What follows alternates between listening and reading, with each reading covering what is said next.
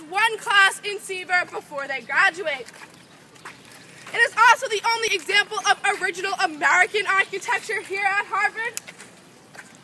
And then the smaller brick building just past Seaver is Emerson Hall. It's another classroom building. It's also home to our philosophy department.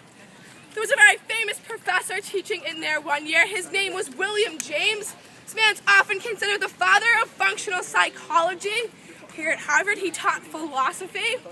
He had a very famous student one year by the name of Miss Gertrude Stein. Miss Stein was taking Philosophy 101 during her spring semester here at Harvard. So by the time her exam rolled around, it was a beautiful spring day like today, and all of her friends were down by the river celebrating the end of the year and the beautiful day. So Miss Stein was very rushed to get out of her exam. She sat down quite confidently until she opened her exam booklet and read the only question on the page, which said, "What is the meaning of life?" Miss Stein knew that this would take quite a while to answer, so she simply wrote down, "Dear Professor James, it's far too nice a day today for me to take your exam. I must go down by the river to meet my friends." And she did, and she had a wonderful day. But the next morning, like any Harvard student would, she freaked out. She frantically ran down to Professor James's office and said, "Professor James, whatever you do, do not grade my exam." Professor James did not say a word to Miss Stein. He simply handed her her exam booklet with a note on the top that said, "Dear Miss Stein, you must truly know the meaning of life. A+.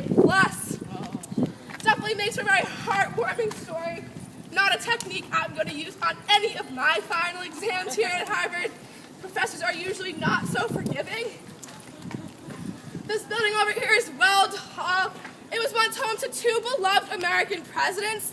The first was Theodore Roosevelt, and the second was John F. Kennedy.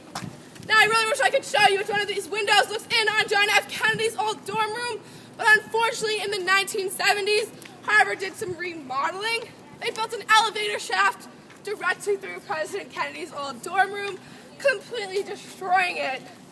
Then this building over here is Gray's Hall. Gray's was once home to Miss Natalie Portman, as well as a man by the name of Theodore Kaczynski.